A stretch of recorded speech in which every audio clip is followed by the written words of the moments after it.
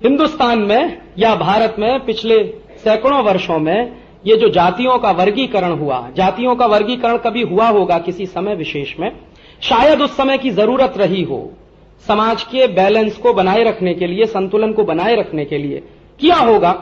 लेकिन इस तरह का वर्गीकरण इस समाज में कभी नहीं हुआ कि तुम ऊंचे हो या हम नीचे हैं, यह कभी नहीं हुआ। यह तो गुलामी के दौर में ज्यादा हुआ है। मैंने भारत के जो जातियों के बड़े लोग हैं उनके बीच में काफी कुछ रिसर्च करने का काम शुरू किया है। जैसे मैं अभी कुछ दिन पहले कुम्हार जाति होती है हमारे यहां, जो कुल्हड़ बनाती है, मिट्टी के बर्तन बनाती है, उनके लोगों के बीच में गया और ये कह के गया कि मुझे आपकी कहानी सुननी है, आप अपनी कहानी सुनाइए कि आपका विकास कैसे हुआ, आपका जन्म कैसे हुआ। तो उन्होंने कहानी सुनाना शुरू कर दिया। कहानी होते होते वहां तक पहुंची। अब पूरी कहानी तो मैं आपको नहीं सुनाना चाहता, एक ही लाइन में उसका जिस सुना देना चाहता हूं कि वो कुम्हार जाति का जो नेता था वो सुनाते सुनाते मुझको वहां तक ले गया जब उसने कह दिया कि हम सब जो शूद्र हैं, हम सबका जन्म ब्रह्मा जी के पैर में से हुआ है।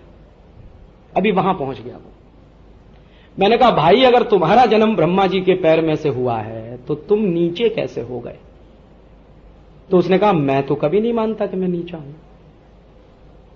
तो फिर प्रश्न आया कि दूसरे लोगों ने तुमको नीचा कैसे बना दिया? तो उसने कहा वो सवाल मुझे नहीं मालूम, लेकिन मैंने जो महसूस किया कि वो अपनी मान्यता में अपने को नीचा नहीं मानता है। वो कहता मैं तो ब्रह्मा जी के पैर से पैदा हुआ।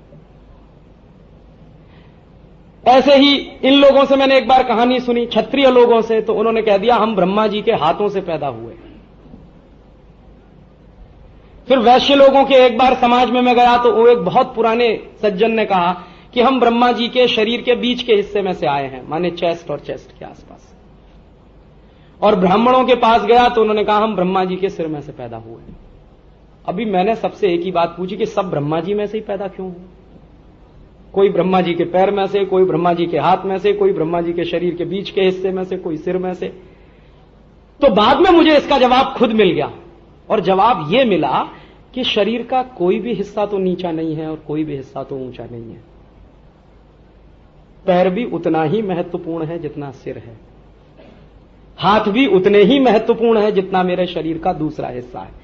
और इनमें से किसी हिस्से को काट के अलग कर दिया जाए तो शरीर की कल्पना नहीं हो सकती है। तो माने इन जातियों ने अपने आप को कभी नीचा माना नहीं। कोई ब्रह्मा जी के पैर से, कोई ब्रह्मा जी के हाथ से, कोई ब्रह्मा जी के शरीर से, कोई ब्रह्मा जी के सिर से। तो फिर प्रश्न आता है कि ये फिर ऊंच नीच कहां से आई? मेरी मान्यता यह है कि इस ऊंच नीच को बढ़ावा देने में काफी बड़ी भूमिका पुर्तगालियों की, फ्रांसीसियों की, डच लोगों की, अंग्रेजों की रही है। जैसे अक्सर मैं एक उदाहरण देता हूं, दक्षिण भारत में एक जाति है, उसका नाम है पेरियार। आज पेरियार शूद्र माने जाते हैं। 200 साल पहले तक पेरियार दक्षिण भारत की सबसे ऊंची जाति थी। क्यों? इसलिए कि पेरियार लोग मंदिर बनाया करते थे। जो आर्किटेक्ट आपको दक्षिण भारत के मंदिरों का दिखाई देता है वो सब पेरियार लोगों का बनाया हुआ है। और क्या गजब का आर्किटेक्ट है उन लोगों का। मैंने तो दक्षिण भारत के कुछ मंदिर तो ऐसे अद्भुत देखे कि एक मंदिर में आप खड़े हो जाइए, आप चिल्लाइए, बाजू वाला आपकी आवाज नहीं सुन पाएगा। एक कदम हटके चिल्लाइए तो 3 किलोमीटर तक आवाज जाएगी। इतना गहरा आर्किटेक्ट इस देश में रहा जिन लोगों के पास, उनका नाम है पेरियार, तो वो नीचे कैसे हो सकते हैं? फिर पेरियारों की कहानी इकट्ठा करना मैंने शुरू किया। तो कहानी इकट्ठा करते करते एक दिन पता चला कि ये जाति तो 1850 तक मंदिर बनाती थी। मंदिर बनाने के बाद मंदिर में प्राण प्रतिष्ठा करती थी। उसके बाद मंदिर सौंप दिया जाता था दूसरे लोगों को। बाहर से कभी मंदिर पर आक्रमण होगा तो फिर सुरक्षा के लिए आ जाते थे। तो ये नीचे कैसे हो गए फिर? तो इसका रहस्य मुझे मिला 1890 में अंग्रेजों ने एक सर्वे किया इस देश में जातियों के आधार पर। पहला सर्वे है इस देश का जातियों के आधार पर 1890 का। उस सर्वे में अंग्रेजों ने जानबूझकर पेरियारों को सबसे नीचे रख दिया। अब उस सर्वे को जो करवाने वाला ऑफिसर है उसके कुछ पत्र मिले हाउस ऑफ कॉमन्स की लाइब्रेरी में और इंडिया ऑफिस लाइब्रेरी में। उनको कोरिलेट करने की कोशिश जब मैंने की तो उसने चिट्ठियां लिखी हैं और वो चिट्ठी ये लिख रहा है कि दक्षिण भारत के समाज को अगर हमें खंड खंड तोड़ना है तो इस समाज का सबसे मजबूत हिस्सा है पेरियार, इसको तोड़ना पड़ेगा पहले। और ये कैसे टूटेगा? ये तब टूटेगा जब हम इनके महत्व को, इनकी प्रतिष्ठा को नीचे ले आएंगे। तो अभी तक ये मंदिर बनाने वाले लोग हैं, फिर हम इनको अछूत घोषित कराएंगे। तो फिर ये मंदिर नहीं बनाएंगे। मंदिर नहीं बनाएंगे तो इनका आर्किटेक्ट का ज्ञान खत्म हो जाएगा 3-4 पीढ़ियों के बाद, और जब वो ज्ञान नहीं रहेगा तो प्रतिष्ठा तो अपने आप ही खत्म हो जाएगी, हमारा काम हो जाएगा। ये है अंग्रेजों की चाल।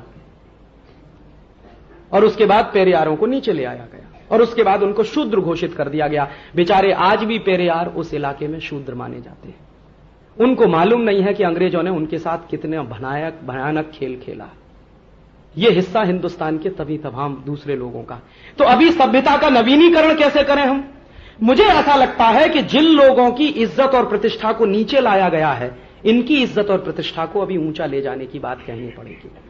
तो वो कुछ बात ऐसे कहनी पड़ेगी कि तुम तो सब ब्रह्मा जी के पैर से पैदा हुए हो, पैर सबसे ज्यादा महत्वपूर्ण है। अगर पैर नहीं होगा तो शरीर चलने वाला नहीं है, माने तुम्हारे बिना यह समाज चलने वाला नहीं है। और तुम्हारी भूमिका अगर इतनी महत्वपूर्ण है कि यह समाज चलने वाला नहीं है, तो समाज के साथ आपको समरस होना ही पड़ेगा, या हमको उनके साथ समरस होना पड़ेगा। तो एक किस्सा है गणेश पुराण का। गणेश पुराण में शंकर जी उपदेश दे रहे हैं, कुछ ऋषि उनके साथ बैठे हुए सुन रहे हैं। हिंदुस्तान की माइथोलॉजी अगर समझनी हो तो ये जरूर पढ़ना चाहिए, गणेश पुराण। और ये कुछ मैंने पढ़ना शुरू किया। तो वो किस्सा क्या है? वो कह रहे हैं ब्रह्मा जी बैठे हैं, शंकर जी उपदेश दे रहे हैं, तो किसी ऋषि ने पूछ लिया है, शायद कोई ऋषि है, उनका नाम मैं बोल रहा हूं, कि आप आने वाले समय में आधुनिकता को कैसे परिभाषित करेंगे?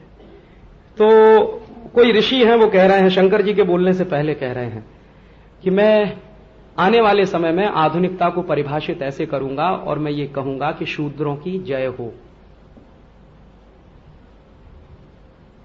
तो मुझे जवाब मिल गया गणेश पुराण में कि भारतीय सभ्यता का अगर नवीनीकरण हमको करना है तो ये बात हमारे सामने स्पष्ट है कि शूद्रों की जय हो। गांधी जी ने इसको एक दूसरे तरीके से व्याख्यायित किया है कि हम सबको शूद्र हो जाना चाहिए। शूद्र होना कोई गलत बात नहीं है। शूद्र माने हाईली स्किल्ड सोसाइटी। कुम्हार है, लोहार है, चर्मकार है, ये सब क्या है? इंजीनियर्स ही तो हैं। कुम्हार मिट्टी बनाने, मिट्टी वाला इंजीनियर है, चर्मकार चमड़े वाला इंजीनियर है, लोहार लोहे वाला इंजीनियर है। तो ये सब इंजीनियरों की ही तो जमात है, तो हम सबको हो जाना चाहिए इंजीनियर। माने सबको हाईली स्किल्ड पर्सन हो जाना चाहिए, तो हम सब शूद्र हो जाएंगे। तो शूद्रों की जय तो होने ही लगेगी, तो सभ्यता का नवीनीकरण हो जाएगा। जो गिरी है हमारी सभ्यता, वो सभ्यता फिर ऊंची भी उठ जाएगी। कुछ इस तरह के काम करने होंगे। तो हम जब ये स्वदेशी की बात करते हैं और मैं लोगों से कहता हूं कि आप बाटा का जूता मत पहनिए, तो लोग पूछते हैं क्या पहने? आपके गांव का मोची जो बनाता है उसको पहले पहनिए। माने उस मोची की प्रतिष्ठा बढ़ाने के लिए बहुत जरूरी है कि आप उसका बनाया हुआ जूता पहने, ताकि वो आपके साथ रागात्मकता महसूस करे। अभी हम उससे अलग हो रहे हैं। कैसे अलग हो रहे हैं? दुकान में जाते हैं बाटा की, एक एक दुकान में घूमते हैं, अपना पैर लेके जाते हैं। हमारा पैर का नंबर मान लीजिए 8 है। एक जगह जूता फिट नहीं हुआ, दूसरी जगह नहीं तो तीसरी जगह अपना पैर ले लेके घूम रहे हैं और जहां जूता फिट होगा पहन के चले आ रहे हैं। इस प्रक्रिया को उलट दीजिए और उलट के ये कहिए कि मेरा जूता मेरे गांव का मोची बनाएगा। क्यों बनाएगा? इसलिए कि मेरे पैर में जो अंगूठा है वो उंगली के साथ ज्यादा चिपका हुआ है, तो वो जब मेरे पैर का नाप लेने आएगा तो उसको मेरे इस अंगूठे के उंगली के बीच में चिपके होने की बात समझ में आ जाएगी। तो जूते का जब वो डिजाइन बनाएगा तो वो ध्यान में रखकर बनाएगा कि मेरे अंगूठे को तकलीफ नहीं होनी चाहिए। ये बाटा में समझ में नहीं आने वाला, वहीं आएगा। तो इसलिए मैं आपसे कह रहा हूं कि बाटा पहनना बंद करिए। गांव का जो मोची बनाता है ऑर्डर देकर उससे बनवाइए। जब आप उससे ऑर्डर देकर जूता बनवाना शुरू करेंगे तो उसका आपके साथ कुछ रागात्मक संबंध पैदा होगा। उत्पादक अपनी चीज जब सीधे बेचता है उपभोक्ता को, तो जो समाज में जीवंत संबंध बनता है उससे ज्यादा मजबूत कोई दूसरा बॉन्ड नहीं होता किसी समाज में। मैं जब आपसे कहता हूं कि lux, life boy, Liril, Rexona मत खरीदिए, आपके गांव में अगर कुछ साबुन बन रहा है तो उसको खरीद लीजिए। और साबुन अगर नहीं बनता है तो किसान बेसन पैदा करते हैं, चना पैदा करते हैं, उसको इस्तेमाल कर लीजिए साबुन के रूप में। तो वो इसलिए कहता हूं कि किसान के साथ आपका रिश्ता जुड़ना बहुत जरूरी, जो अभी टूट चुका है। मैं जब आपसे कह रहा हूं कि कॉलगेट, क्लोजअप, सिबाका, फॉरहंस मत खरीदिए, आप नीम का दातुन खरीद लीजिए और गांव के किसी आदमी को कहिए कि वो नीम का दातुन तोड़ के आपको देना शुरू करे, तो आपका उसके साथ रागात्मक संबंध बनना बहुत जरूरी है। दातून तो आएगा ही, पैसा भी आप देंगे, लेकिन आप और उसके बीच में जो संवाद पैदा होगा, वो संवाद एक मजबूत बॉन्ड बनेगा और समाज की शक्ति बनेगा। इसलिए स्वदेशी होना बहुत जरूरी है इस देश में, और ये उदाहरण देते चले जाइए और ये समझ में भी आता चला जाए। तो अभी आज के व्याख्यान में एक अलग तरीके से मैंने स्वदेशी की व्याख्या की है कि हमको स्वदेशी क्यों होना है। अब तक आपने सुना होगा कि अमेरिका पैसा नहीं जाए, वो तो ठीक ही है, और आज का व्याख्यान सुन के आपको मैं कहना चाहता हूं कि अमेरिका पैसा जाए ना जाए इमैटीरियल है। मेरे समाज का बॉन्ड मजबूत होना चाहिए, गांव के मोची का जूता पहनकर। मेरे समाज की शक्ति बढ़नी चाहिए, गांव के आदमी से दातुन खरीदकर। मेरे समाज की शक्ति बढ़नी चाहिए, गांव के किसान का बेसन खरीदकर, दूध खरीदकर, ये खरीदकर, वो खरीदकर। इसलिए स्वदेशी की तलाश अपने पड़ोसी से शुरू करिए। जो आपके सबसे नजदीक बनता है वो सबसे पहले स्वदेशी। बड़े कारखानों में जो बनता है वो देशी। स्वदेशी, देशी और विदेशी तीनों की परिभाषाएं स्पष्ट करिए। निरमा स्वदेशी नहीं है, देशी है। गांव में बनता है अगर साबुन तो वो स्वदेशी है। प्रॉमिस स्वदेशी नहीं है, देशी है। नीम का दातुन मिलता है या दंतमंजन बनता है मेरे गांव में, वो स्वदेशी है। तो पहले तलाश करिए स्वदेशी की, ना मिले तो देशी पे जाइए, और परदेशी तो बिल्कुल नहीं, क्योंकि सभ्यता का नवीनीकरण करना है हमको, और भारतीय समाज को भारतीय बनाना है, यूरोपियन नहीं बनाना है। और तब इसमें देखिए कि ऐसे कौन कौन से माध्यम हैं जो आपको विदेशी बनाने में लगे हुए हैं। मैंने आपको कहा, एक तो शिक्षा, कॉन्वेंटियन एजुकेशन, उसका पूरा का पूरा क्यूरिकुलम। दूसरा, आधुनिकता का एहसास कराने वाले वो तमाम उपकरण जिनको आपने मान लिया है कि ये सभ्यता की निशानी है। वॉशिंग मशीन, टेलीविजन, या फिर रेफ्रिजरेटर, या फिर वगैरह वगैरह।